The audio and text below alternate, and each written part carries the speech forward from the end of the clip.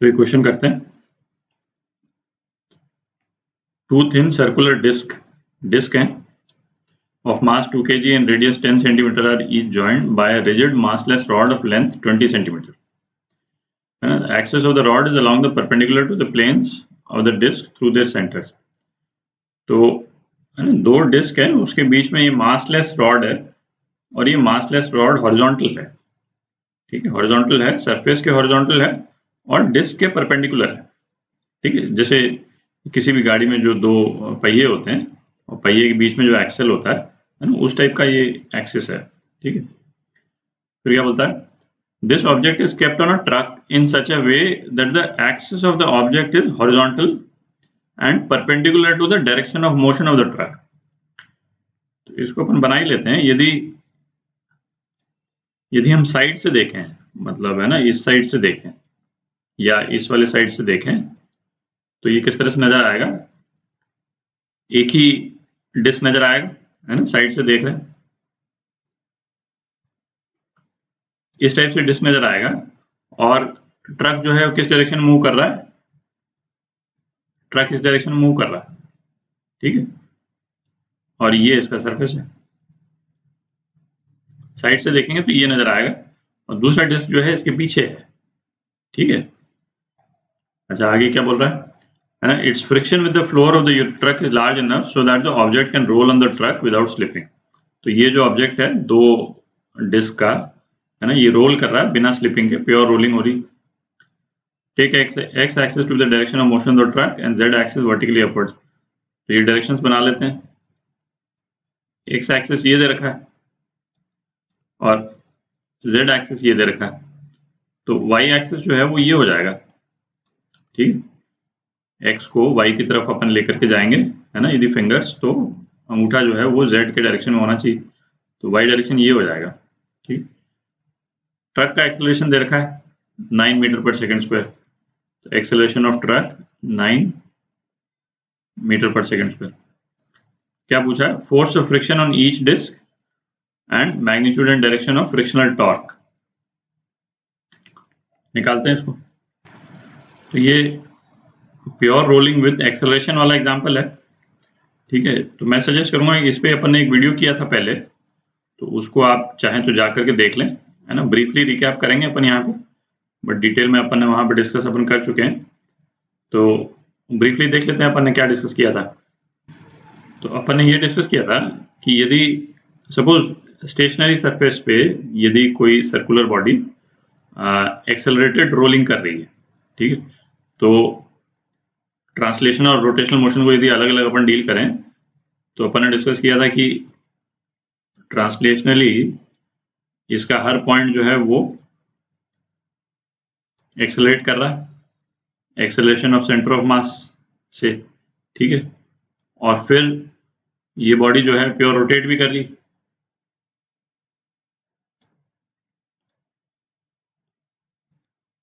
तो pure rotation के case में इस बॉडी का एंगुलर एक्सेलरेशन इस डायरेक्शन में होगा।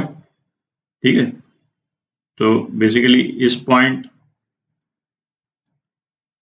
का एक्सेलरेशन जो है वो अल्फा आर हो गया इस डायरेक्शन में, और जो टॉप मोस्ट पॉइंट है उसका एक्सेलरेशन ये हो गया। ये डिस्कस किया था, और सेंटर जो है उसका तो कोई एक्सेलरेशन है ही नहीं। तो जो इस बॉडी के जो अलग अलग जो पॉइंट्स हैं उसका कंबाइंड एक्सेलरेशन क्या हो गया, ये हटा देता हूं मैं। तो ये वाला पॉइंट है, इसका एक्सेलरेशन हो गया acceleration of centre of mass minus alpha R, और इसका एक्सेलरेशन हो गया A C U M plus alpha R, और इस पॉइंट का एक्सेलरेशन तो ए सी यू एम ही रहा। ठीक है, और फिर अपन ने ये डिस्कस किया था कि क्योंकि ये सरफेस जो है वो एक्सेलरेट नहीं कर रहा है, तो इस पॉइंट का एक्सेलरेशन जो है वो सरफेस के एक्सेलरेशन के बराबर होगा। इस पॉइंट की वेलोसिटी सरफेस की वेलोसिटी के बराबर होगी जो कि 0 है, और इस पॉइंट का एक्सेलरेशन भी सरफेस के एक्सेलरेशन के बराबर होगा जो इस केस में 0 है। तो जब सरफेस स्टेशनरी है तो A C U M minus alpha R ये 0 के बराबर होता था, और फिर इसलिए अपने पास में ये रिजल्ट आता था। ये तो याद है आपको। ठीक है, अच्छा, फिर अपन ने एक ये भी केस किया था, यदि सरफेस यदि एक्सेलरेट कर रहा हो तो बेसिकली क्या हो जाएगा, यदि सरफेस एक्सेलरेट कर रहा हो तो लोअर मोस्ट पॉइंट का एक्सेलरेशन सरफेस के एक्सेलरेशन के बराबर हो जाएगा। ठीक है, तो जैसे यदि सरफेस एक्सेलरेट कर रहा है तो मैं केवल एक कंबाइंड वाला केस बना देता हूं। ये सपोज बॉडी है जो सरफेस पे रखी हुई, ठीक, और सरफेस यहां पे एक्सेलरेट कर रहा है, ए सरफेस बोल देता हूं, ठीक। तो इस वाले पॉइंट का एक्सेलरेशन जो है वो ए सरफेस के बराबर हो जाएगा, ठीक। और सरफेस एक्सेलरेट कर रहा है तो ये तो क्लियर है कि बॉडी का एंगुलर एक्सेलरेशन इस डायरेक्शन में है ना, इससे उल्टा है, ये आप देख लें, है। और यदि acceleration of centre of mass, A centre of मास ये है, तो इस वाले पॉइंट का एक्सेलरेशन क्या हो जाएगा, A centre of mass plus alpha R, और ये किसके बराबर हो जाएगा, एक्सेलरेशन ऑफ सरफेस। ठीक है, दिख रहा है। तो और एग्जैक्टली ये जो ट्रक पे जो अपन ने ये जो सिस्टम जो रखा हुआ है वो एग्जैक्टली सेम चीज है। तो इस वाले केस में एक्सेलरेशन ऑफ सरफेस क्या हो जाएगा, एक्सेलरेशन ऑफ ट्रक के बराबर हो जाएगा, जो कि अपने को दे रखा है 9 मीटर पर सेकेंड स्क्वायर। ठीक है, तो इस रिलेशन को अब अपन यूज करेंगे और निकालेंगे रिजल्ट। ठीक, थोड़ी जगह बना लेते हैं। तो अपन यहाँ पे एक डिस्क को एनालाइज कर रहे हैं, ठीक है, मतलब एक डिस्क को सेपरेटली भी एनालाइज कर सकते हैं, उससे कोई फर्क तो पड़ता नहीं। तो इस वाले डिस्क पे फोर्स ऑफ फ्रिक्शन जो है वो किस डायरेक्शन में है, क्योंकि सरफेस ट्रक है और ट्रक जो है इस डायरेक्शन में मूव कर रहा है, तो इस डिस्क पे फोर्स ऑफ फ्रिक्शन एफ इस डायरेक्शन में लग रहा है। ये फोर्स ऑफ फ्रिक्शन जो है इसको सेंटर ऑफ मास का एक्सेलरेशन भी प्रोवाइड करेगा और रोटेशनल एक्सेलरेशन भी प्रोवाइड करेगा, टॉर्क देगा। ठीक है, क्योंकि इसके अलावा तो कोई फोर्स है नहीं। तो ट्रांसलेशनल मोशन देखें तो ये फोर्स ऑफ फ्रिक्शन जो है वो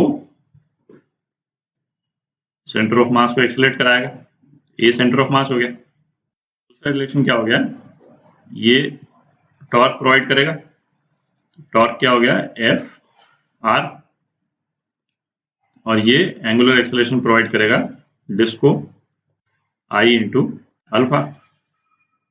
तो एफ आर कितना हो गया, अच्छा आई जो है वो एक डिस्क ले रहे हैं अपन, तो M R square by 2 into alpha.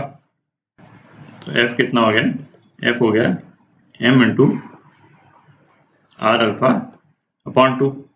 ठीक, अच्छा ये F equal to M centre of mass है ही, और यहाँ पे सेंटर ऑफ मास का क्या रिलेशन आ गया अपने पास में, acceleration of centre of mass है acceleration of truck minus alpha R. ठीक है, तो ये जो इक्वेशन है इक्वेशन 2 मान लेते हैं इसको इक्वेशन 1। तो एक्सेलरेशन ऑफ सेंटर ऑफ मास जो है इसकी वैल्यू यहाँ डाल देते हैं, तो एफ जो है वो कितना हो गया, M A T minus M alpha R. अच्छा एम आर अल्फा जो है वो यहाँ से हम यहाँ पे डाल देते हैं, एफ जो है वो कितना आ गया, M A T minus 2f, M alpha R को यहाँ से 2f डाल दिया अपन, तो f जो है वो कितना हो गया,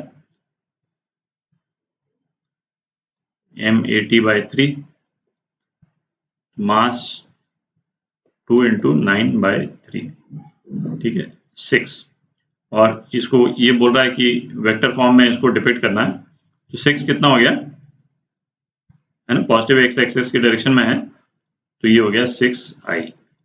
ठीक, तो ये फोर्स ऑफ फ्रिक्शन आ गया आपका।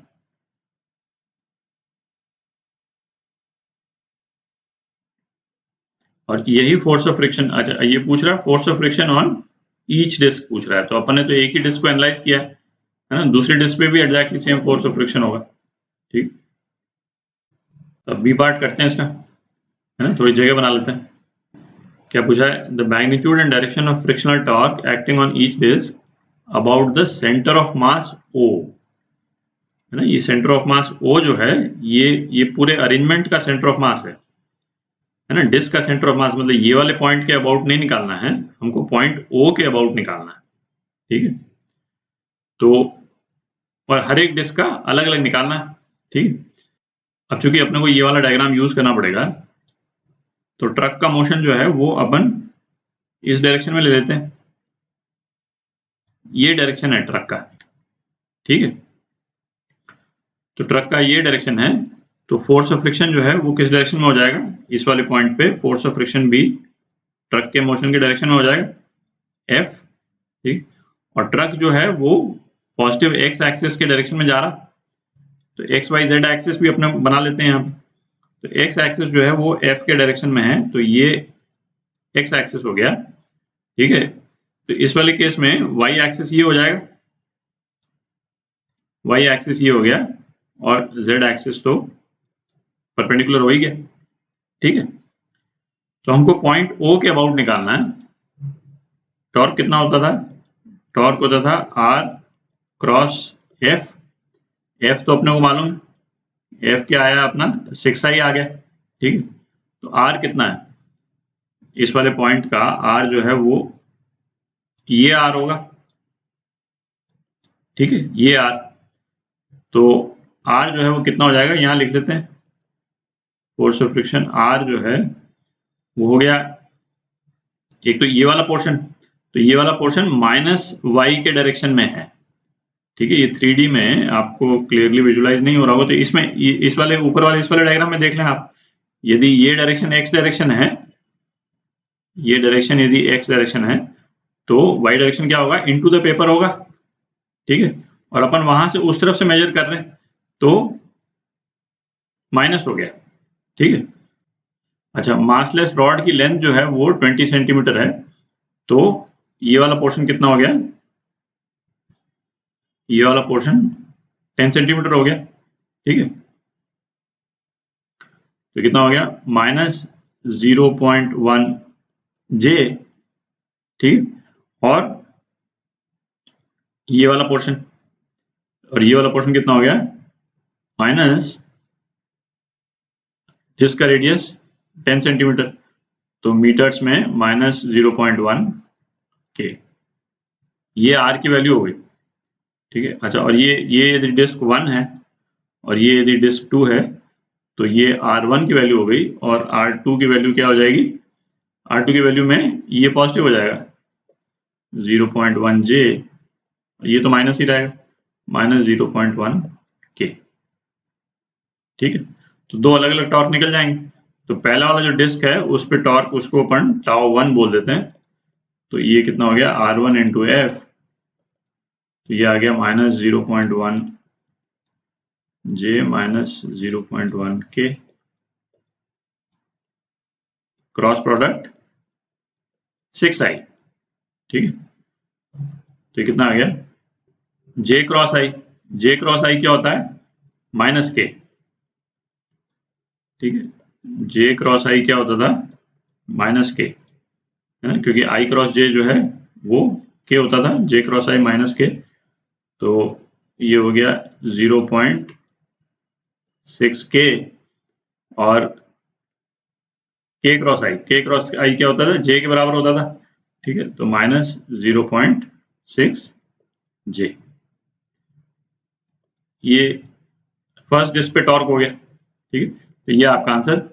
और इसी तरह से R2 यूज करके क्रॉस प्रोडक्ट से आप τ2 निकाल सकते हैं, जो दूसरे डिस्क पे जो टॉर्क है ना, वो भी आप निकाल सकते हैं। तो ये आपके आंसर हो गए।